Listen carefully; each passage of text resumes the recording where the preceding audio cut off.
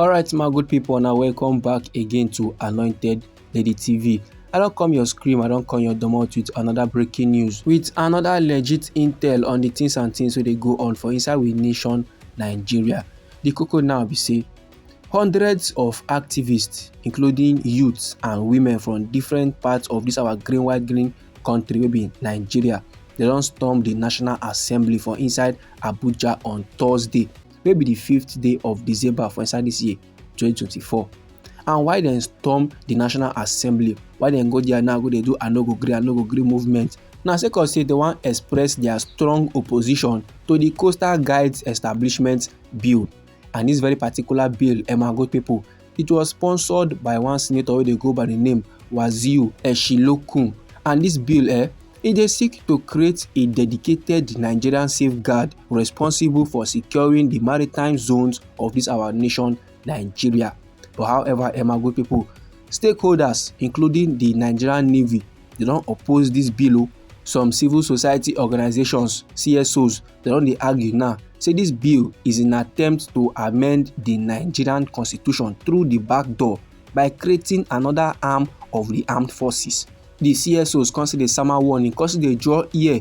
Say this bill so where this senator was you the sponsor. Say it go lead to proliferation of armed forces for inside this our nation Nigeria, and everything can last come board for inside this our green country wey be Nigeria. The thing fit last escalate. The thing fit promote insecurity. Then on Thursday, wey be the 5th day of December for inside this year 2024, this bill so more opposition constantly hit am.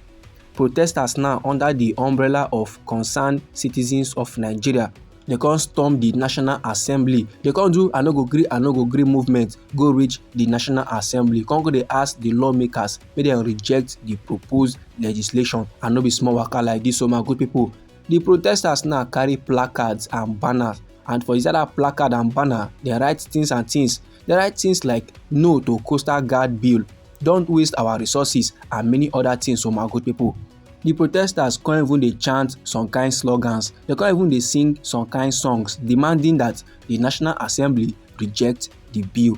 Then one countryman where they go by the name Adamu Matazu, he now come a yarn on behalf of the protesters. They give Tory people.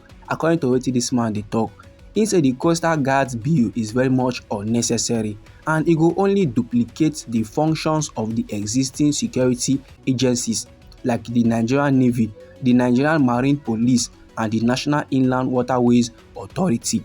So there is no need to add another one join these three agencies where they do the same job where this now they come to do. And Oga Adamu constantly argue say this bill now waste of resources and it will create confusion and conflict among the various security agencies. He constantly point out the security agencies of this our green country. He say already they are highly rated and acclaimed internationally, and therefore there is no need to establish a new agency. The ones where they grant already, they are doing well. So what's the point of appointing another agency? What's the point of forming another agency? So urging the National Assembly to reject the bill, the protesters can they urge the lawmakers say if they don't know what they go do, instead of them now to come they pay attention to this bill, make them focus on strengthening and bolstering the functions and capacity of the existing institutions. Make them channel all their energy now to make sure say the institutions, the agencies where they grant already, they are all well groomed. Like if you get anywhere where the agencies don't they function proper, make them make sure say the agencies look into that aspect instead of to create new agency. And moreover, the members of the Nigerian Coastal Guards will not and cannot protect the maritime interest of this our green country Nigeria and further regional coastal security more than the way other agencies they do. E no get any new thing where the Nigerian Coast Guard they bring come the table. E no get any magic where they want come perform where other security agencies no fit perform am. So last the additional agency will do nothing to improve this situation. No be small matter like this, so my good people. You see Oga Adamu no gba break for there at all. He constantly proceed further the yarn say repetitive and reoccurring might be the problem of duplications. For instance, wetin go come be the responsibility of the Merchant Shipping Act? Wetin go come be the responsibility of the NIMASA Act if the coastal guards are saddled with the same functions of the training of seafarers?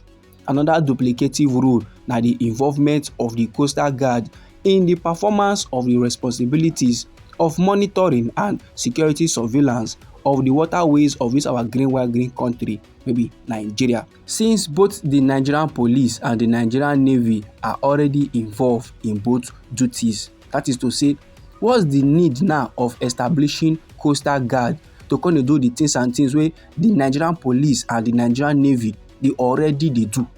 So rather than to solve any problem in the maritime sector, this bill now, if dem pass am into law, the thing go provoke fresh challenges, and challenges go come sake of say the establishment of coastal guard go come complicate the coordination of the maritime sector, and e go come initiate unnecessary competition, and e go come undermine cohesion, leading to anarchy. And when all these kind levels don dey come board, when e don last dey happen for inside we nation Nigeria, jaguda people go come take advantage of am. So like this now, this our green white green country no need a coastal guard o, and it's in our collective interest to kpai this bill.